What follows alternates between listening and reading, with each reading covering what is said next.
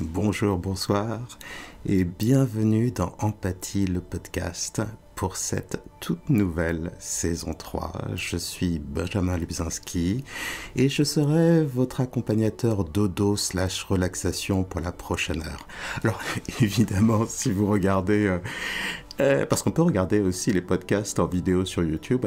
Eh bien, vous connaissez déjà mon nom, c'est marqué en dessous, et le nom du podcast, c'est le sujet que l'on va traiter aujourd'hui dans cette histoire hypnotique. Mais si vous m'écoutez en audio, parce que vous chérissez le fait de ne pas être gêné par la lumière pour partir dans le monde des idées, dans le monde des rêves qu'est l'hypnose, eh bien, je vous le dis, c'est la saison 3. Alors, je sais, la saison 3 d'Empathie, ça fait très production Netflix. Je n'ai pas le budget d'une production Netflix. Faut être honnête, j'en bafouille. J'en suis très très loin, mais je peux en avoir la prétention. Donc, je suis heureux de vous accompagner encore une fois dans cette nouvelle saison dans laquelle je ferai vivre les plus beaux textes de la littérature française et étrangère, les plus beaux contes, pour en faire des histoires hypnotiques magiques qui vous permettront de vous détendre et de vous relaxer.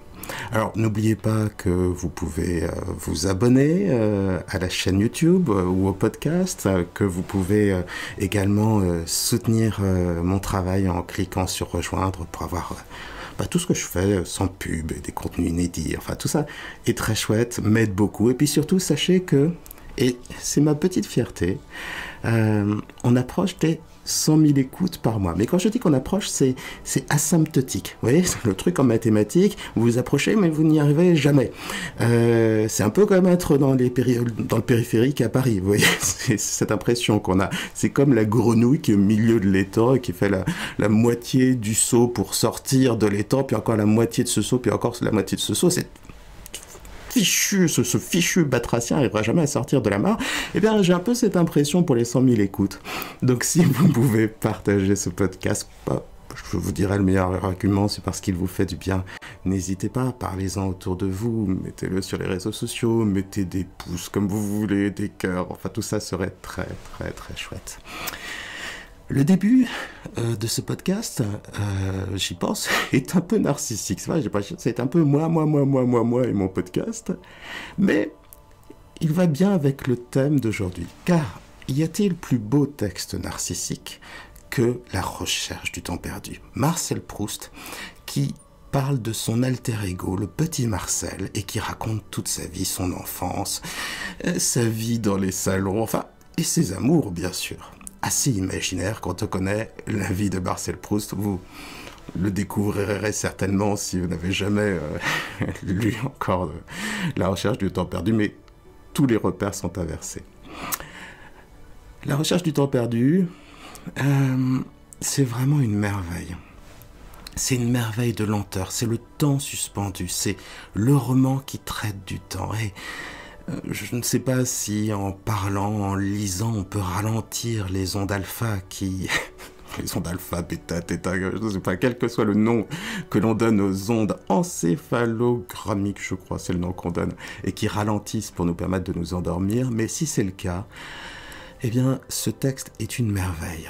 Je ne l'ai pas lu, je l'ai écouté en livre audio, et peut-être 20 ou 30 fois, parce que je me suis endormi à peu près 400 fois en l'écoutant. Et pourtant, Dieu que c'était beau.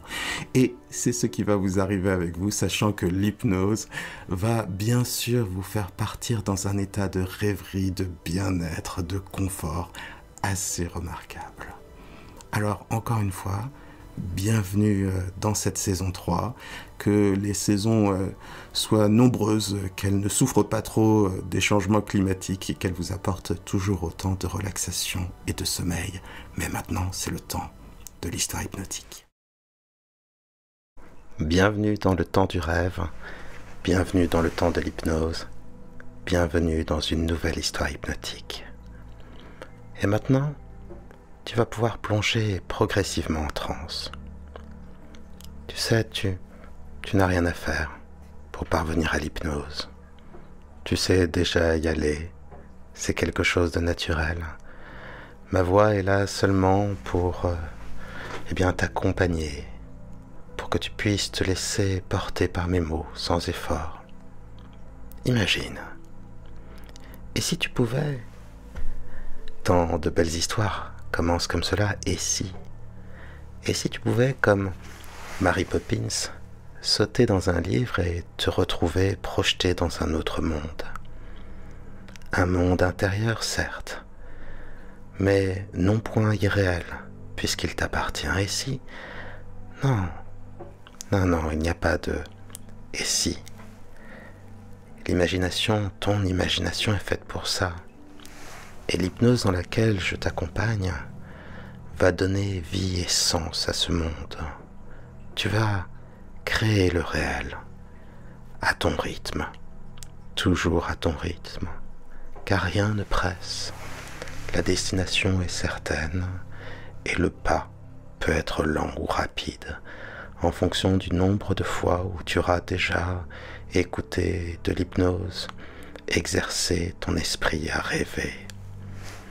Ton corps restera de ce côté, bien sûr, mais de plus en plus calme, immobile. Ton esprit, lui, franchira les pages du possible. Comme je te le disais, ensemble, nous allons créer le réel. Car c'est une vraie co-création. Mes mots ne sont là que pour te porter justement vers le rêve. Et c'est ton inconscient qui va, lui donner toute forme, toute réalité. Nous cheminerons donc portés par les mots sacrés, les mots justes, ceux qui gardent encore en eux un peu de la magie originelle. Tu sais, je les connais, ces paroles, qui vont te faire entrer en transe toujours davantage. Je les porte en moi, je les répète, je les transmets. Pour ce qui est des univers qui naîtront dans ton esprit, c'est le rêveur qui s'en occupera, oui. C'est comme ça que je l'appelle, celui que je citais tantôt. D'autres préfèrent le terme d'inconscient, de subconscient, de ça, et ça n'a pas d'importance. Car à l'instant même, alors que tu m'écoutes, alors que tu prêtes attention à ces paroles tout en te croyant peut-être encore parfaitement conscient, déjà, le rêveur s'est emparé du titre de l'ouvrage, la recherche du temps perdu, l'incipit, le côté de chez Swann, et à grands traits d'esquisse, il dessine le lieu futur de ton hypnose. Déjà, le songe en toi se prépare, ça rêve en toi. Mais d'abord le voyage en toi-même, toujours plus profondément en toi-même à mesure que filent le temps et les mots vers l'imaginaire. C'est ton unique cap, alors que le corps, lui, se détend toujours davantage au rythme doux et lent d'une respiration de plus en plus subtile, calme. Tu sais, tu n'as même pas à y prendre garde. Tu peux te laisser, maintenant, si tu le souhaites, te laisser complètement porter. Tu peux, je ne sais pas, regarder mes mots passer à la fenêtre du train de tes pensées et déjà te sentir flotter plus songeur, plus méditatif, plus détaché de l'horizon du quotidien, car n'est-ce pas cela le secret du rêve et de l'hypnose, la possibilité d'échapper à la répétition, à ce que l'on croit être son identité pour être autre et vivre d'autres aventures, d'autres vies, d'autres émotions. C'est la liberté en mots et en pensées. As-tu remarqué que certains de ces mots, ceux qui ont précédé, se sont déjà effacés, comme si tu commençais à être ailleurs, à défaut de trouver un meilleur mot, ou donc, allons, je crois que tu connais la réponse, plus proche des mondes flottants, plus proche de toi-même, plus proche de l'hypnose. Alors entre en transe un peu plus profondément et observe simplement Ce corps-là qui se relaxe tout seul, dont la respiration régulière t'emporte toujours plus loin dans le voyage de l'esprit. Allez, un tout petit effort, laisse-lui donc prendre de respirations profondes, que son souffle devienne encore plus lent et doux. Dis-moi, l'as-tu déjà perçue? Elle est si mince, fine et longue, presque invisible. C'est la chaînette argentée qui seule attache la légèreté de ta psyché à l'enveloppe engourdie, abandonnée sur ce fauteuil ou sur ce lit, dérivant vers une relaxation de plus en plus grande, se dirigeant vers les portes du sommeil et du rêve. Oh, le joli mot de psyché. C'est un mot qu'on peut savourer, psyché, entendre, jaillir comme une force d'évocation, de rêve, de voyage. C'est un joli mot que psyché, qui comme un encensoir répand les plus subtiles évocations, celles qui vont te faire voyager encore plus loin, au centre de toi-même, vers l'hypnose, tu le sens, vers l'hypnose et toujours plus loin. La psyché, c'est ton esprit pensant qui s'éloigne sur le chemin lumineux de l'imaginaire. Psyché, comme dans le mythe d'Héros et Psyché. Je me souviens de ton histoire aux princesses. Je la rêve en ces mots. Mortelle, ta beauté n'aurait pas dû éclipser celle d'Aphrodite. Pour te punir, elle envoya son fils, le dieu ailé armé de ses flèches. Désobéissant de toi, il s'est pris. Tu trahis sa confiance, hélas. Ainsi qu'en témoigne Apulée dans ses métamorphoses. Et tu dus affronter de nombreuses épreuves avant de pouvoir regagner son amour et goûter avec lui au nectar, à l'ambroisie, à la divinité.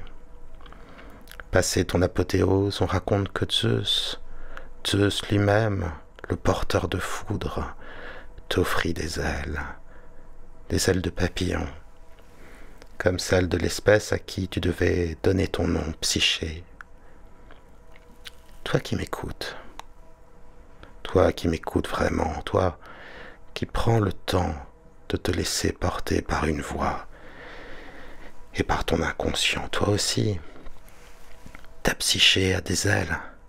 Contemple les pensées légères qui s'envolent sur les courants aériens de mes mots, alors que le corps lourd, toujours plus lourd, s'enracine de plus en plus dans la pesanteur immobile et engourdie d'une méditation tranquille.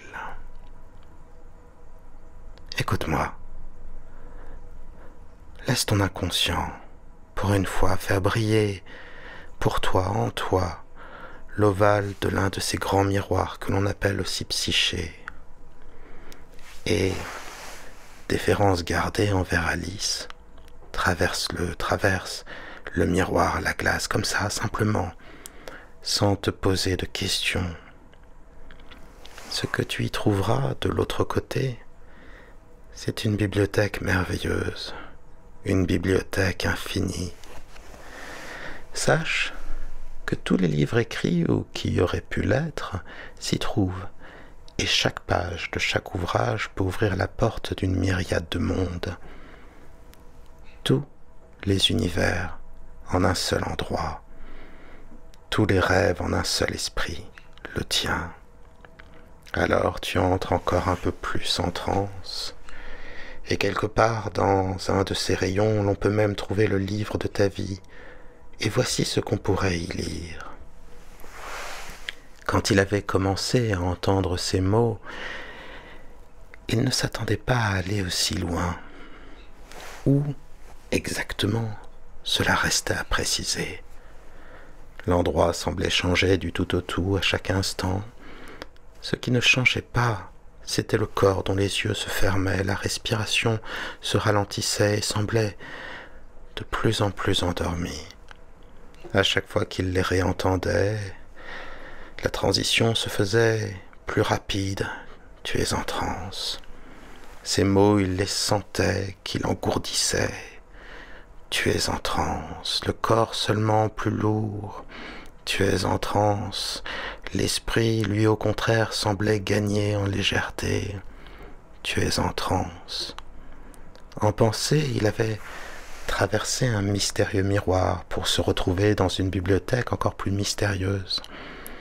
Il aurait pu y trouver l'histoire de sa propre vie, et, comme dans une mise en abîme, s'y lire, lisant le livre qu'il tenait, comme dans l'histoire sans fin. Tu es en transe.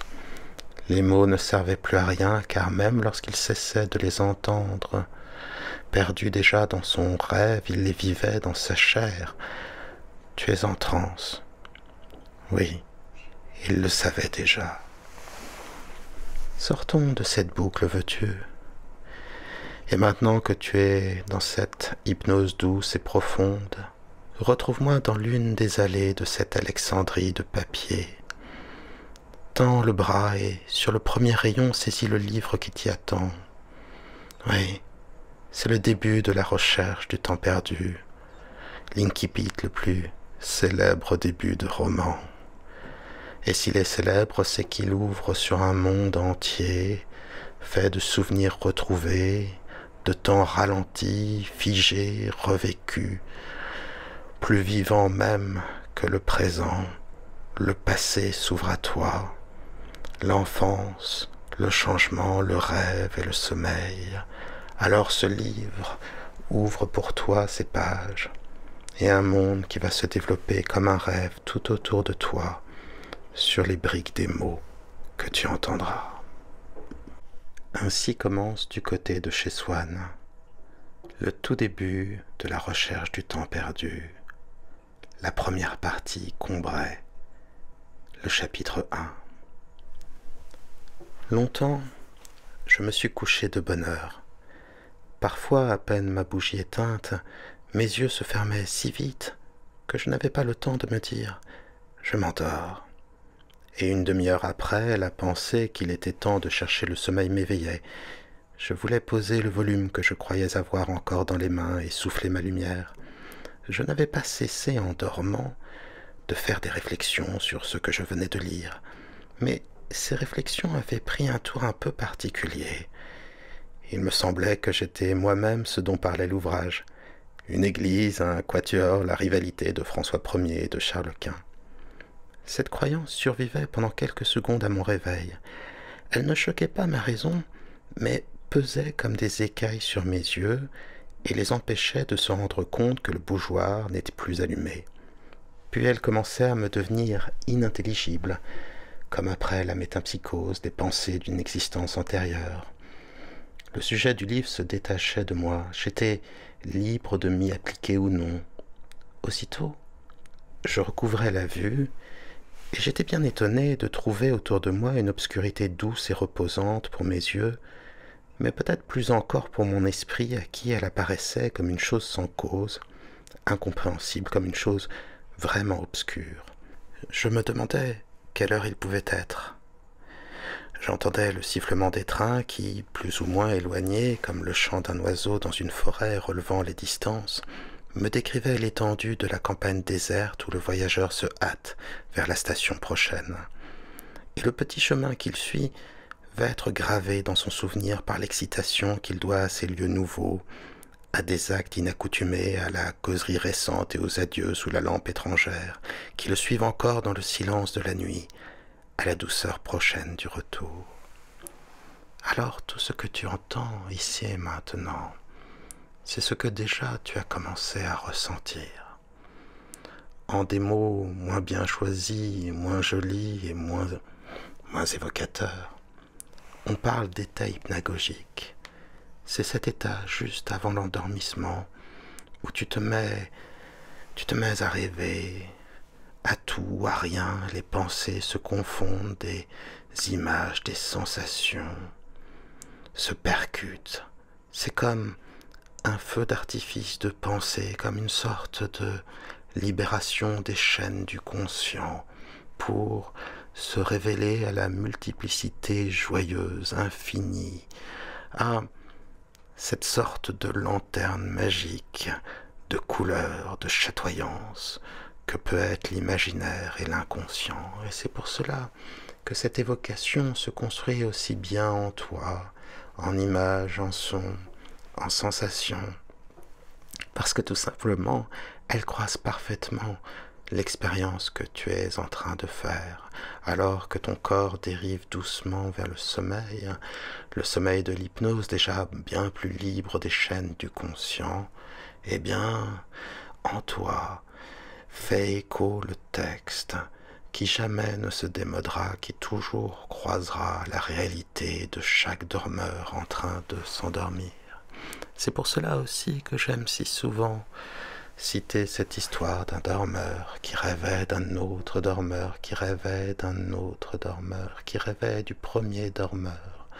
Parce que dans ces histoires de dormeurs dormants, de rêveurs rêvants, on ne sait plus où est sa place, de quel regard, de quel lieu l'esprit se développe sur la réalité des choses du rêve.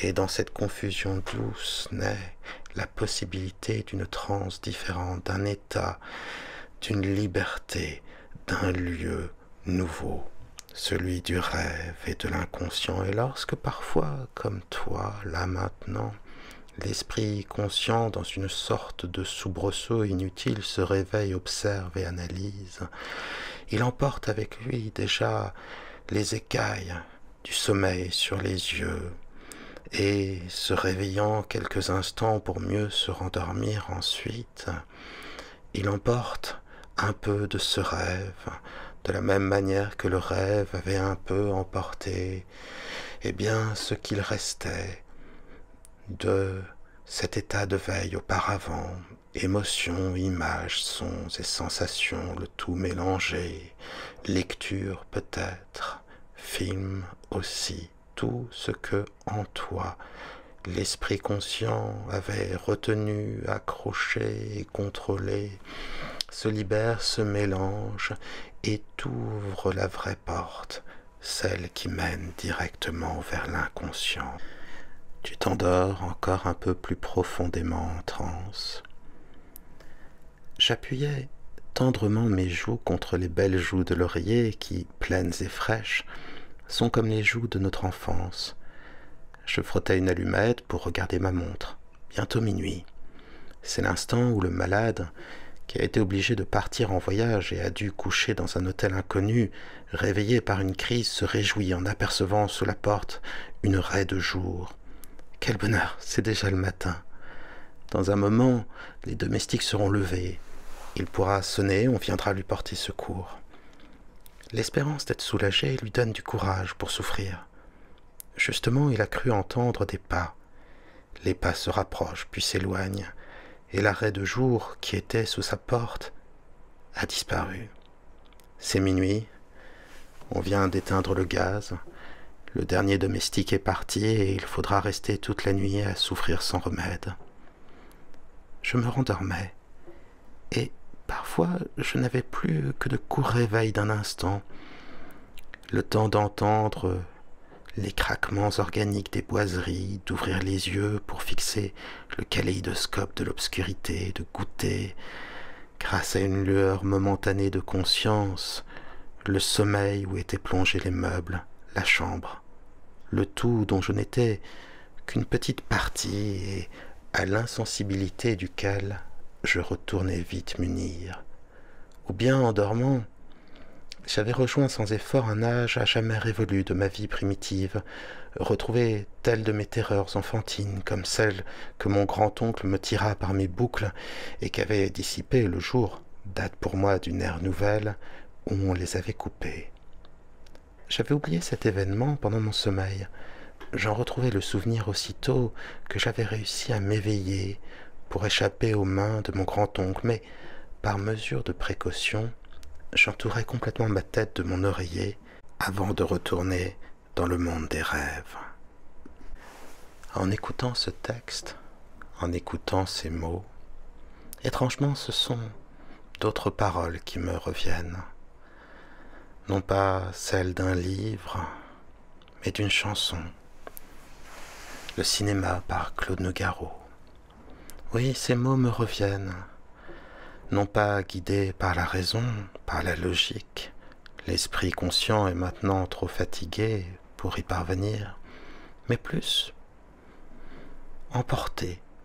Oui, c'est cela, emporté par une sensibilité, une atmosphère, une évocation de ce que nous venons de vivre. Alors voilà ce qu'elles disent. Sur l'écran noir de mes nuits blanches, moi je fais du cinéma sans pognon et sans caméra. Bardot peut partir en vacances, ma vedette c'est toujours toi. Pour te dire que je t'aime, rien à faire, je flanche.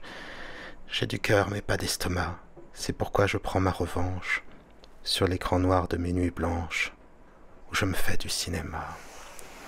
Alors ce texte, oui, ô combien beau celui de Nougaro mais aussi celui de Proust, évoque ce cinéma des nuits blanches.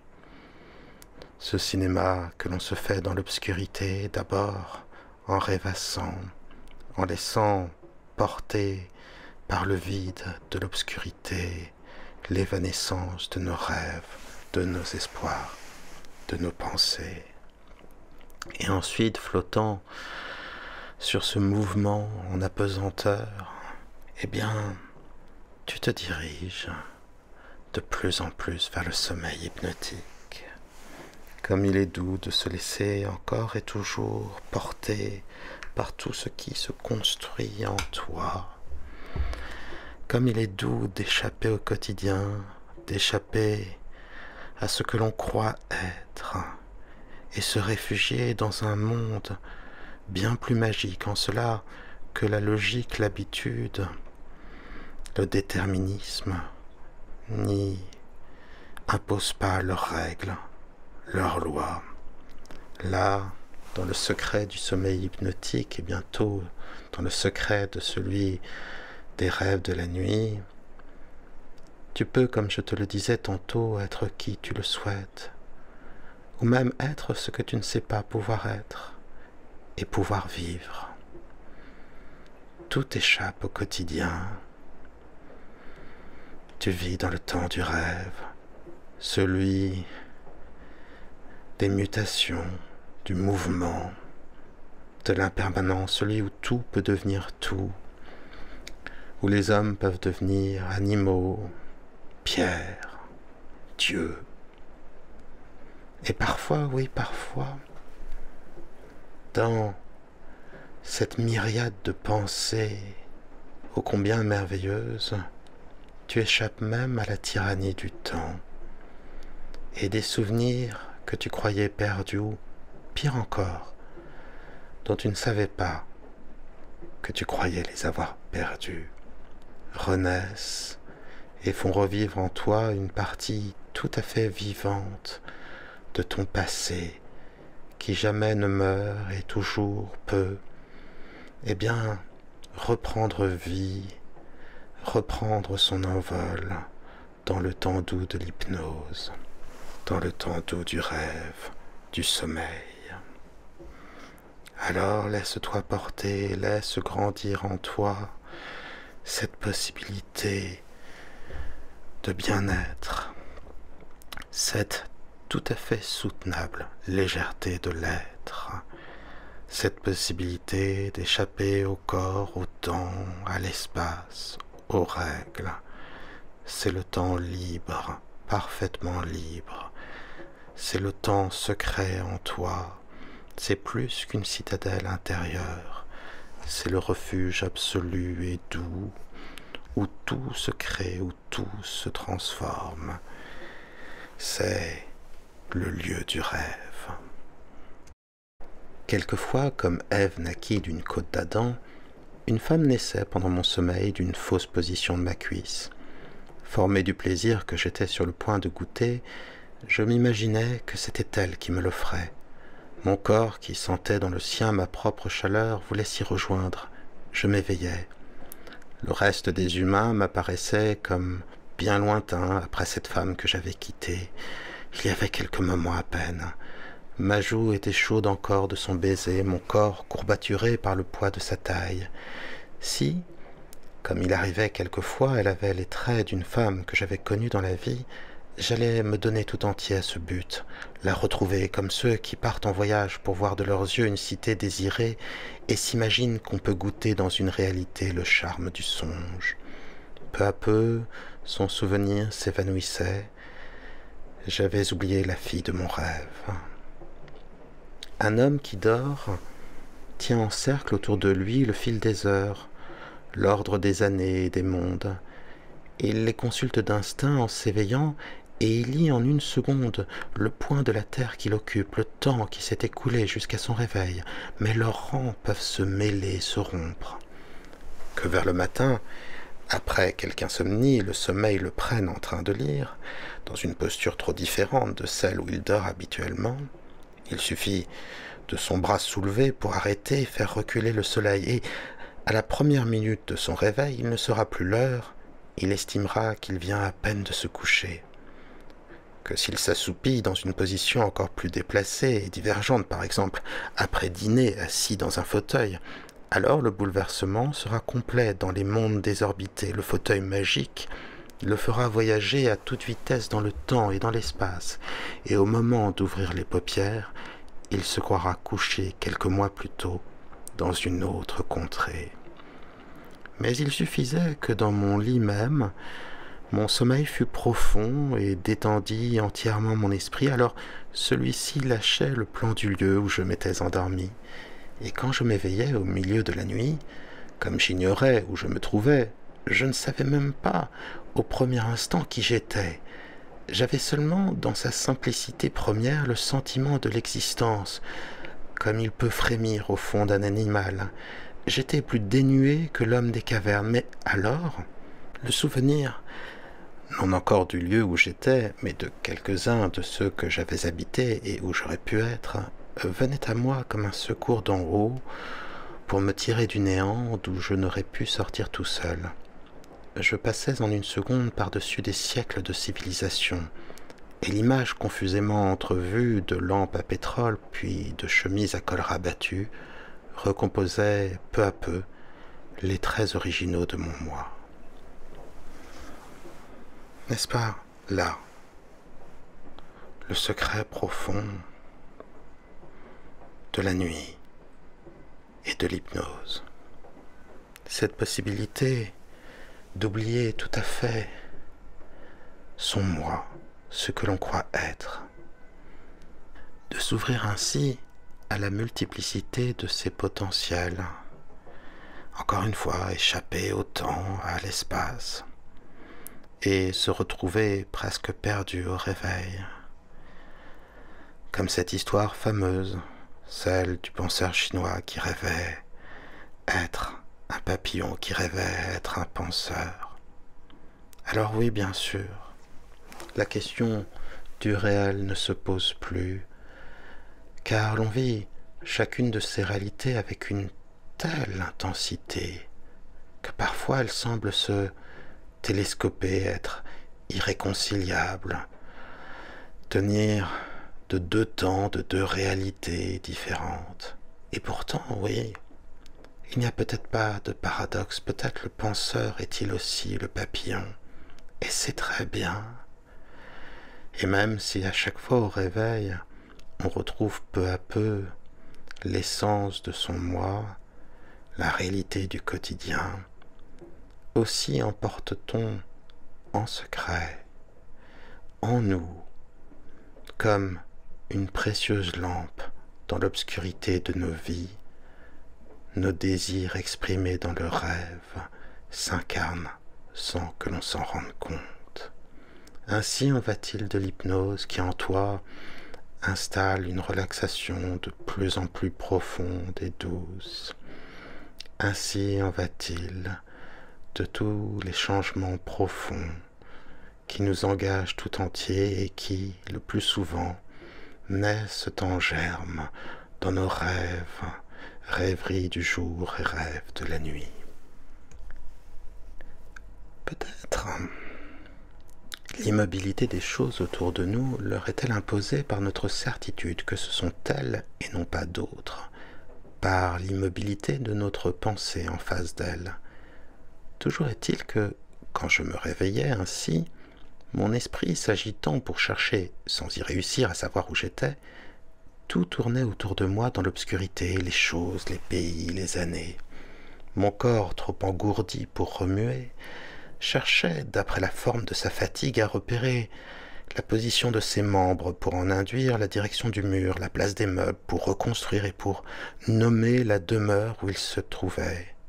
Sa mémoire, la mémoire de ses côtes, de ses genoux, de ses épaules, lui présentait successivement plusieurs des chambres où il avait dormi, tandis qu'autour de lui, les murs invisibles changeant de place selon la forme de la pièce imaginée, tourbillonnaient dans les ténèbres. Et avant même que ma pensée, qui hésitait au seuil des temps et des formes, eût identifié le logis en rapprochant les circonstances, lui, mon corps, se rappelait pour chacun le genre du lit, la place des portes, la prise de jour des fenêtres, l'existence d'un couloir, avec la pensée que j'avais en m'y endormant et que je retrouvais au réveil. Mon côté ankylosé, cherchant à deviner son orientation, s'imaginait par exemple allongé face au mur dans un grand lit à baldaquin, et aussitôt je me disais « Tiens, j'ai fini par m'endormir, quoique maman ne soit pas venue me dire bonsoir. » J'étais à la campagne, chez mon grand-père, mort depuis bien des années, et mon corps, le côté sur lequel je reposais, gardien fidèle d'un passé que mon esprit n'aurait jamais dû oublier, me rappelait la flamme de la veilleuse de verre de Bohême, en forme d'urne suspendue au plafond par des chaînettes, la cheminée en marbre de Sienne dans ma chambre à coucher de Combray, chez mes grands-parents en des jours lointains, qu'en ce moment je me figurais actuels sans me les représenter exactement, et que je reverrai mieux tout à l'heure, quand je serai tout à fait éveillé. Alors laisse-toi aussi bercer par la puissance de tes rêves. Rêves hypnotiques, rêves futurs, qui se nourriront de tout ce que, ici et maintenant, ton esprit mélange à ceci et fait renaître et vivre. Comme la pensée est sublime, celle de se dire que le monde n'y fixé peut-être que parce que notre esprit conscient, nos sens, notre volonté, le gardent inchangé. C'est vrai, face à une même peinture, à une même décoration, certains la trouveront sublime, remarqueront telle ou telle couleur, tel ou tel objet, alors que d'autres iront jusqu'à la borer. Et cela fait que chaque personne, quand on y pense, voyage dans un monde différent. Est-ce si saugrenu que de se demander si ces mondes correspondent vraiment à quelque chose de commun, aussi pour nous, il n'y a que le monde perçu comme réalité. On oppose parfois en philosophie le phénomène et le noumène. Le noumène, c'est la chose en soi, c'est la réalité du lieu dans lequel tu dors, la réalité de la voix qui t'accompagne, la réalité du sens des mots. Et le phénomène, c'est ce qu'il devient pour toi. Mais comme c'est la seule illusion à laquelle on a accès, n'est-ce pas aussi la seule réalité? Et comme cette illusion est pour nous réalité, n'est-elle pas l'endroit de tous les changements? La question est rhétorique. La réponse, tu la connais déjà parce que, en toi, c'est une détente bien réelle qui s'installe, c'est une douceur soporifique qui fait son nid et qui te laisse dériver vers le sommeil. Puis renaissait le souvenir d'une nouvelle attitude. Le mur filait dans une autre direction. J'étais dans ma chambre chez Madame de Saint-Loup, à la campagne. Mon Dieu, il est au moins 10 heures. On doit avoir fini de dîner. J'aurais trop prolongé la sieste que je fais tous les soirs en rentrant de ma promenade avec Madame de Saint-Loup avant d'endosser mon habit. Car bien des années ont passé depuis Combray, où, dans nos retours les plus tardifs, c'étaient les reflets rouges du couchant que je voyais sur le vitrage de ma fenêtre. C'est un autre genre de vie qu'on mène à Tansonville chez Madame de Saint-Loup, Un autre genre de plaisir que je trouve à ne sortir qu'à la nuit, à suivre au clair de lune ces chemins où je jouais jadis au soleil. Et la chambre où je me serais endormi au lieu de m'habiller pour le dîner, de loin je l'aperçois quand nous rentrons, traversés par les feux de la lampe, seul phare dans la nuit. Et si l'inconscient, et si l'hypnose, et si le rêve était une manière d'oublier ces oripeaux ajoutés les uns sur les autres, parfois cette sorte d'armure que l'on appelle l'âge adulte, et qui enferme l'enfant qui en nous aimerait encore jouer au soleil plutôt que de prétendre la nuit, être quelqu'un de grand, être quelqu'un qu'il n'a jamais voulu être. Et si finalement l'hypnose était une manière de se réconcilier avec ce que l'on a été au début, avec ce que l'on voudrait devenir, avec ce que l'on sera toujours, avec la réalité de nos désirs à travers le temps, avec la fantaisie qui n'aurait jamais dû s'éteindre, avec la variété, avec tous les « et si », avec tous les jeux de l'enfance. Tu t'endors encore un peu plus en transe. Ces évocations tournoyantes et confuses ne durait jamais que quelques secondes. Souvent, ma brève incertitude du lieu où je me trouvais ne distinguait pas mieux les unes des autres les diverses suppositions dont elle était faite que nous n'isolons en voyant un cheval courir les positions successives que nous montre le kinétoscope. Mais j'avais revu tantôt l'une, tantôt l'autre, des chambres que j'avais habitées dans ma vie, et je finissais par me les rappeler toutes dans les longues rêveries qui suivaient mon réveil.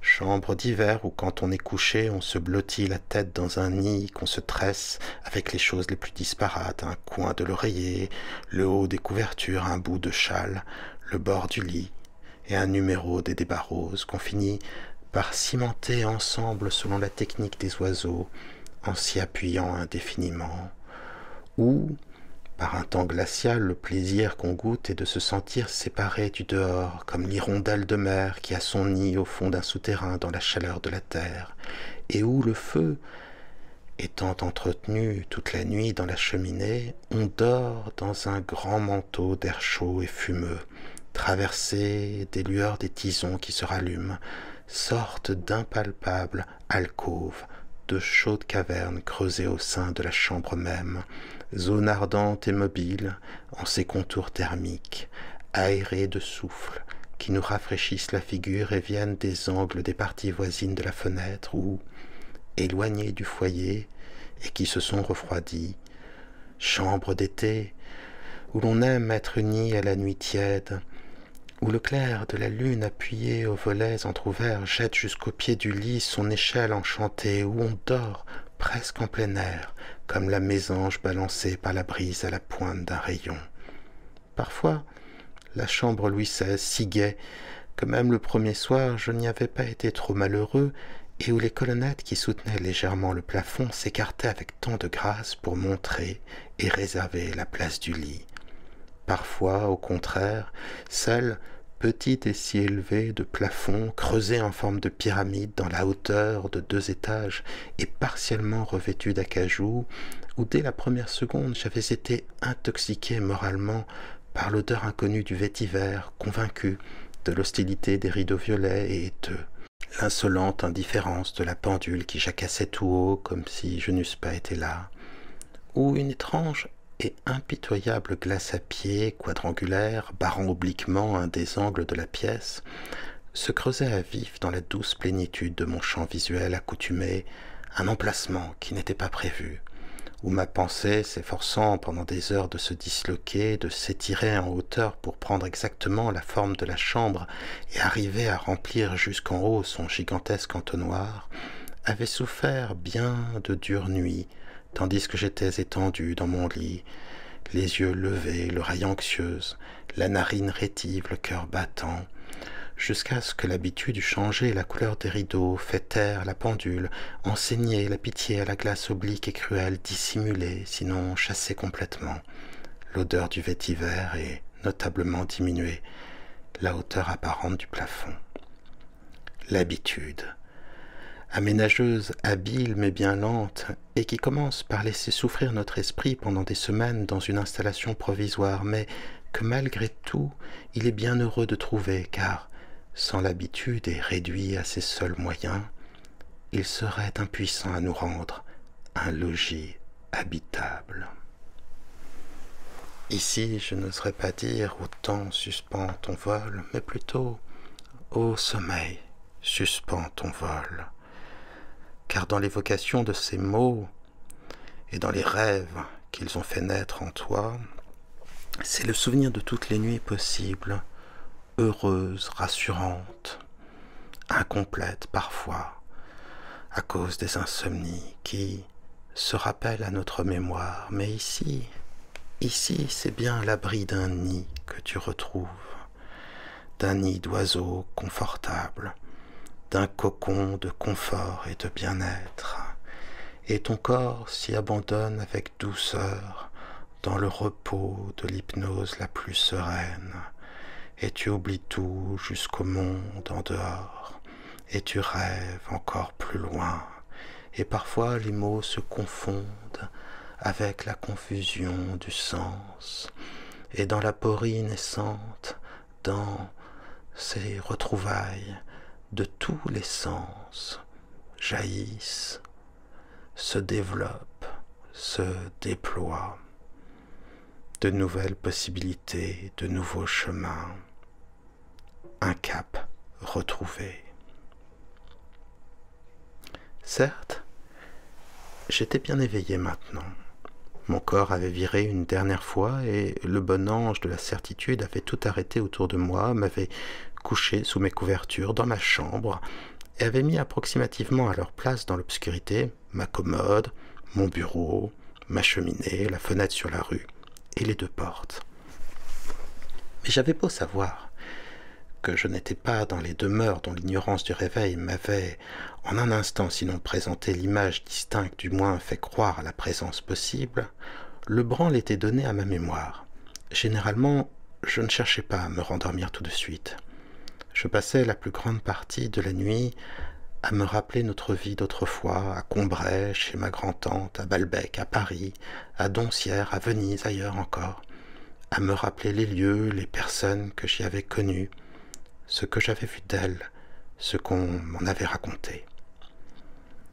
À Combray, tous les jours, dès la fin de l'après-midi, longtemps avant le moment où il faudrait me mettre au lit et rester sans dormir, loin de ma mère et de ma grand-mère, ma chambre à coucher redevenait le point fixe et douloureux de mes préoccupations.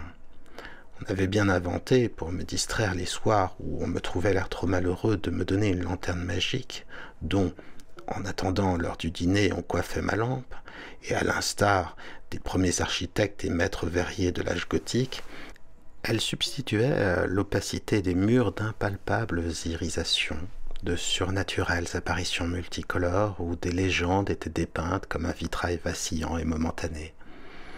Mais ma tristesse n'en était qu'accrue, parce que rien que le changement d'éclairage détruisait l'habitude que j'avais de ma chambre, et grâce à quoi, sauf le supplice du coucher, elle m'était devenue supportable. Maintenant, je ne la reconnaissais plus, et j'y étais inquiet, comme dans une chambre d'hôtel ou de chalet où je fusse arrivé pour la première fois en descendant de chemin de fer.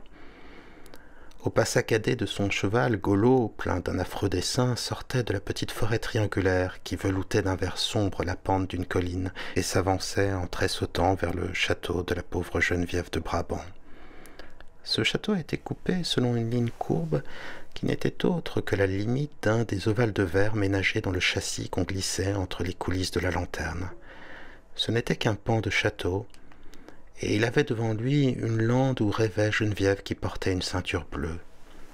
Le château et la lande étaient jaunes, et je n'avais pas attendu de les voir pour connaître leur couleur, car, avant les vers du châssis, la sonorité mordorée du nom de Brabant me l'avait montré avec évidence. Golo s'arrêtait un instant pour écouter avec tristesse le boniment lu à haute voix par ma grand-tante, et qu'il avait l'air de comprendre parfaitement, conformant son attitude avec une docilité qui n'excluait pas une certaine majesté aux indications du texte. Puis il s'éloignait du même pas saccadé, et rien ne pouvait arrêter sa lente chevauchée. Si on bougeait la lanterne, je distinguais le cheval de Golo qui continuait à s'avancer sur les rideaux de la fenêtre, se bombant de leurs plis descendant dans leur fente. Le corps de Golo lui-même, d'une essence aussi surnaturelle que celui de sa monture, s'arrangeait de tout obstacle matériel, de tout objet gênant qu'il rencontrait, en le prenant comme ossature et en se le rendant intérieur.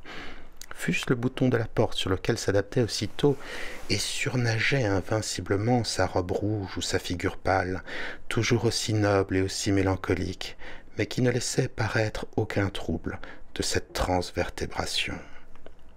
Certes, je leur trouvais du charme à ces brillantes projections qui semblaient émaner d'un passé mérovingien et promenaient autour de moi des reflets d'histoire si anciens. Mais je ne peux dire quel malaise me causait pourtant cette intrusion du mystère et de la beauté dans une chambre que j'avais fini par remplir de mon moi au point de ne pas faire plus attention à elle qu'à lui-même. L'influence anesthésiante de l'habitude ayant cessé, je me mettais à penser, à sentir, chose si triste. Ce bouton de la porte de ma chambre, qui différait pour moi de tous les autres boutons de porte du monde en ceci qu'il semblait ouvrir tout seul sans que j'eusse besoin de le tourner tant le maniement m'en était devenu inconscient, le voilà qui servait maintenant de corps astral à Golo. Et dès qu'on sonnait le dîner, j'avais hâte de courir à la salle à manger où la grosse lampe de la suspension, ignorante de Golo et de Barbe Bleue, et qui connaissait mes parents et le bœuf à la casserole, donnait sa lumière de tous les soirs, et de tomber dans les bras de maman que les malheurs de Geneviève de Brabant me rendaient plus cher, tandis que les crimes de Golo me faisaient examiner ma propre conscience avec plus de scrupules. Après le dîner, hélas, j'étais bientôt obligé de quitter maman qui restait à causer avec les autres au jardin s'il faisait beau, dans le petit salon où tout le monde se retirait s'il faisait mauvais. Tout le monde sauf ma grand-mère, qui trouvait que c'est une pitié de rester enfermée à la campagne, et qui avait d'incessantes discussions avec mon père, les jours de trop grande pluie, parce qu'il m'envoyait lire dans ma chambre au lieu de rester dehors. « Ce n'est pas comme cela que vous le rendrez robuste et énergique, » disait-elle tristement, « surtout ce petit qui a tant besoin de prendre des forces et de la volonté. » Mon père haussait les épaules, et il examinait le baromètre, car il aimait la météorologie, pendant que ma mère, évitant de faire du bruit pour ne pas le troubler, le regardait avec un respect attendri, mais pas trop fixement pour ne pas chercher à percer le mystère de ses supériorités. Mais ma grand-mère, elle, par tous les temps, même quand la pluie faisait rage et que Françoise avait précipitamment rentré les précieux fauteuils d'osier de peur qu'ils ne fussent mouillés, on la voyait dans le jardin vide et fouettée par l'averse, relevant ses mèches désordonnées et grises pour que son front s'imbibât mieux de la salubrité du vent et de la pluie. Elle disait « Enfin on respire !» et parcourait les allées détrempées, trop symétriquement alignées à son gré par le nouveau jardinier dépourvu du sentiment de la nature et auquel mon père avait demandé depuis le matin si le temps s'arrangerait, de son petit pas enthousiaste et saccadé, réglé sur les mouvements divers qu'excitait dans son âme l'ivresse de l'orage, la puissance de l'hygiène, la stupidité de mon éducation et la symétrie des jardins, plutôt que sur le désir inconnu d'elle d'éviter à sa jupe prune les taches de boue sous lesquelles elle disparaissait jusqu'à une hauteur qui était toujours pour sa femme de chambre un désespoir et un problème. Quand ces tours de jardin de ma grand-mère avaient lieu après dîner, une chose avait le pouvoir de la faire rentrer. C'était, à un des moments où la révolution de sa promenade la ramenait périodiquement, comme un insecte en face des lumières du petit salon où les liqueurs étaient servies sur la table à jeu, si ma grand-tante lui criait « Bathilde, viens donc empêcher ton mari de boire du cognac !» Pour la taquiner, en effet, elle avait apporté dans la famille de mon père un esprit si différent que tout le monde la plaisantait et la tourmentait. Comme les liqueurs étaient défendues à mon grand-père, ma grand-tante lui en faisait boire quelques gouttes. Ma pauvre grand-mère entrait, priait ardemment son mari de ne pas goûter au cognac. Il se fâchait, buvait tout de même sa gorgée, et ma grand-mère repartait, triste, découragée, souriante pourtant, car elle était si humble de cœur et si douce, que sa tendresse pour les autres et le peu de cas qu'elle faisait de sa propre personne et de ses souffrances se conciliaient dans son regard en un sourire où, contrairement à ce qu'on voit dans le visage de beaucoup d'humains, il n'y avait d'ironie que pour elle-même, et pour nous tout comme un baiser de ses yeux qui ne pouvaient voir ce qu'elle chérissait sans les caresser passionnément du regard.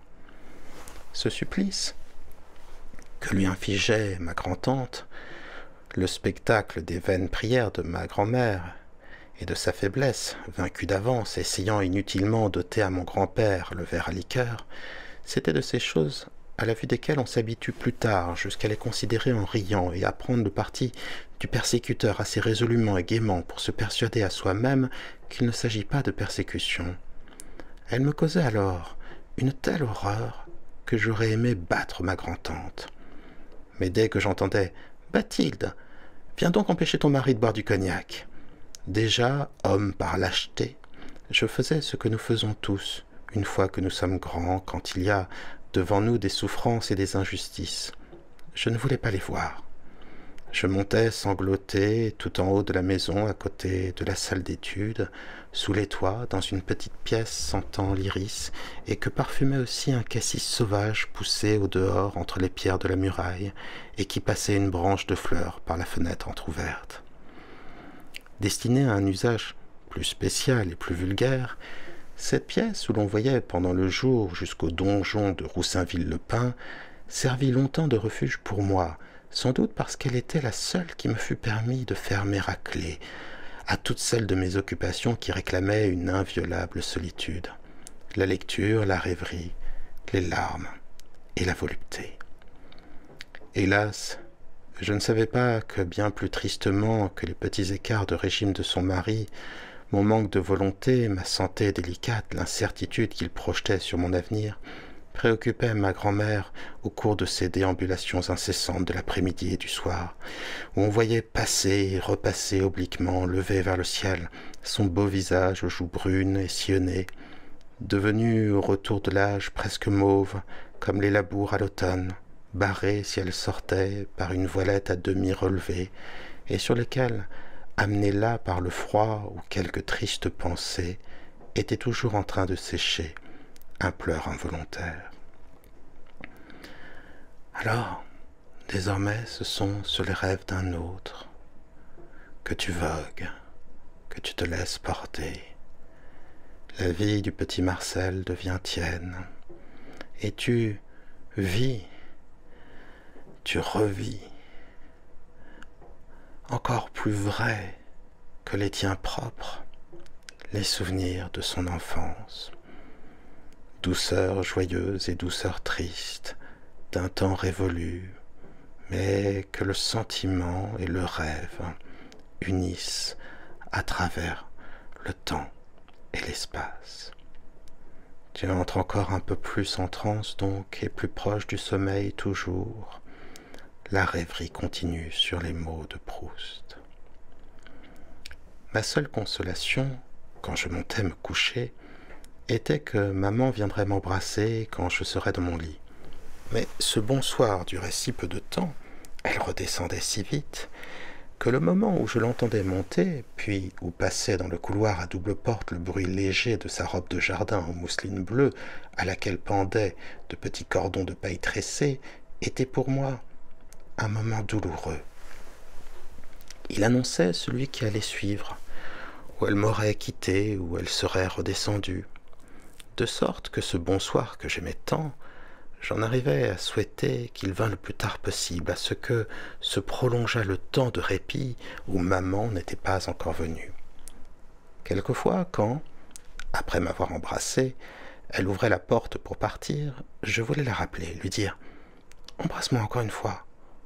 Mais je savais qu'aussitôt elle aurait son visage fâché, car la concession qu'elle faisait à ma tristesse et à mon agitation, en montant m'embrasser, en m'apportant ce baiser de paix, agaçait mon père qui trouvait ces rites absurdes, et elle eût voulu tâcher de m'en faire perdre le besoin, l'habitude, bien loin de me laisser prendre celle de lui demander, quand elle était déjà sur le pas de la porte, un baiser de plus. Or, la voir fâchée détruisait tout le calme qu'elle m'avait apporté un instant avant, Quand elle avait penché vers mon lit sa figure aimante et me l'avait tendue comme une hostie pour une communion de paix où mes lèvres puiseraient sa présence réelle et le pouvoir de m'endormir. Mais ces soirs-là, où maman, en somme, restait si peu de temps dans ma chambre, étaient doux encore en comparaison de ceux où il y avait du monde à dîner et où, à cause de cela, elle ne montait pas me dire bonsoir. Le monde se bornait habituellement à M. Swann, qui, en dehors de quelques étrangers de passage, était à peu près la seule personne qui vint chez nous à Combray, quelquefois pour dîner en voisin, plus rarement depuis qu'il avait fait ce mauvais mariage parce que mes parents ne voulaient pas recevoir sa femme, quelquefois, après le dîner, à l'improviste. Les soirs où assis, devant la maison sous le grand marronnier, autour de la table de fer, nous entendions au bout du jardin non pas le grelot profus et criard qui arrosait, qui étourdissait au passage de son bruit ferrugineux, intarissable et glacé toute personne de la maison qui le déclenchait en entrant sans sonner, mais le double tintement timide, ovale et doré de la clochette pour les étrangers. Tout le monde aussitôt se demandait « Une visite ? Qui cela peut-il être ?» Mais on savait bien que cela ne pouvait être que M. Swann, ma grand-tante parlant à haute voix pour prêcher d'exemple sur un ton qu'elle s'efforçait de rendre naturel, disait de ne pas chuchoter ainsi, que rien n'est plus désobligeant pour une personne qui arrive et à qui cela fait croire qu'on est en train de dire des choses qu'elle ne doit pas entendre. Et on envoyait en éclaireur ma grand-mère, toujours heureuse d'avoir un prétexte pour faire un tour de jardin de plus, et qui en profitait pour arracher subrepticement au passage quelques tuteurs de rosiers, afin de rendre aux roses un peu de naturel, comme une mère qui, pour les faire bouffer, passe la main dans les cheveux de son fils que le coiffeur a trop aplatis. Nous restions tous suspendus aux nouvelles que ma grand-mère allait nous apporter de l'ennemi, comme si on eût pu hésiter entre un grand nombre possible d'assaillants. Bientôt après, mon grand-père disait « Je reconnais la voix de Swann ». On ne le reconnaissait en effet qu'à la voix. On distinguait mal son visage, au nez busqué, aux yeux verts, sous un haut front entouré de cheveux blonds presque roux, coiffés à la Bressan, parce que gardions le moins de lumière possible au jardin pour ne pas attirer les moustiques, et j'allais, sans en avoir l'air, dire qu'on apporta les sirops. Ma grand-mère attachait beaucoup d'importance, trouvant cela plus aimable, à ce qu'ils n'eussent pas l'air de figurer d'une façon exceptionnelle, et pour les visites seulement. Monsieur Swann, quoique beaucoup plus jeune que lui, était très lié avec mon grand-père qui avait été un des meilleurs amis de son père, homme excellent, mais singulier, chez qui, paraît-il, un rien suffisait parfois pour interrompre les élans du cœur, changer le cours de la pensée. J'entendais plusieurs fois par an mon grand-père raconter à table des anecdotes toujours les mêmes sur l'attitude qu'avait eue M. Swann le père à la mort de sa femme, qu'il avait éveillée jour et nuit. Mon grand-père, qui ne l'avait pas vu depuis longtemps, était accouru auprès de lui dans la propriété que les Swann possédaient aux environs de Combray et avait réussi, pour qu'il n'assistât pas à la mise en bière, à lui faire quitter un moment tout en pleurs la chambre mortuaire. Ils firent quelques pas dans le parc, où il y avait un peu de soleil. Tout d'un coup, M. Swann, prenant mon grand-père par le bras, s'était écrié « Ah, mon vieil ami, quel bonheur de se promener ensemble par ce beau temps ! Vous ne trouvez pas ça joli, tous ces arbres, ces aubépines et mon étang dont vous ne m'avez jamais félicité? Vous avez l'air comme un bonnet de nuit. Sentez-vous ce petit vent? Ah, on a beau dire. La vie a du bon tout de même, mon cher Amédée. » Brusquement, le souvenir de sa femme morte lui revint, et, trouvant sans doute trop compliqué de chercher comment il avait pu, à un pareil moment, se laisser aller à un mouvement de joie, il se contenta, par un geste qui lui était familier chaque fois qu'une question ardue se présentait à son esprit, de passer la main sur son front, d'essuyer ses yeux et les verres de son lorgnon. Il ne put pourtant pas se consoler de la mort de sa femme, mais pendant les 2 années qui lui survécut, il disait à mon grand-père « C'est drôle, je pense très souvent à ma pauvre femme, mais je ne peux y penser beaucoup à la fois. Souvent, mais peu à la fois, comme le pauvre père Swann. » était devenue une des phrases favorites de mon grand-père, qu'il a prononcées à propos des choses les plus différentes. Il m'aurait paru que ce père de Swann était un monstre, si mon grand-père, que je considérais comme meilleur juge, dont la sentence faisant jurisprudence pour moi, m'a souvent servi dans la suite à absoudre des fautes que j'aurais été enclin à condamner, ne s'était récrié « Mais comment? C'était un cœur d'or. Pendant bien des années, où pourtant, surtout avant son mariage, Monsieur Swann, le fils, vint souvent les voir à Combray, ma grand-tante et mes grands-parents ne soupçonnèrent pas qu'il ne vivait plus du tout dans la société qu'avait fréquentée sa famille et que, sous l'espèce d'incognito que lui faisait chez nous ce nom de Swann, ils hébergeaient, avec la parfaite innocence d'honnêtes hôteliers qui ont chez eux sans le savoir un célèbre brigand, un des membres les plus élégants du Jockey Club, ami préféré du comte de Paris et du prince de Galles, un des hommes les plus choyés de la haute société du faubourg Saint-Germain. Et c'est sur ces mots que s'arrête cette histoire hypnotique, sur la venue de cet homme énigmatique, si proche de cette famille, et dont l'histoire leur est pourtant que très partiellement connue. Ah, que de secrets dans la vie de chaque homme, de chaque femme. Mais tu vas pouvoir continuer maintenant à voguer, à voler, à planer, à déambuler dans les rêves de l'enfance, à aller de songe en songe, d'évocation en évocation. Mais si, comme je le pressens, tu es déjà endormi, alors peut-être ces mots n'atteindront-ils pas ton esprit qui se repose, rêvant déjà à des ailleurs encore plus lointains.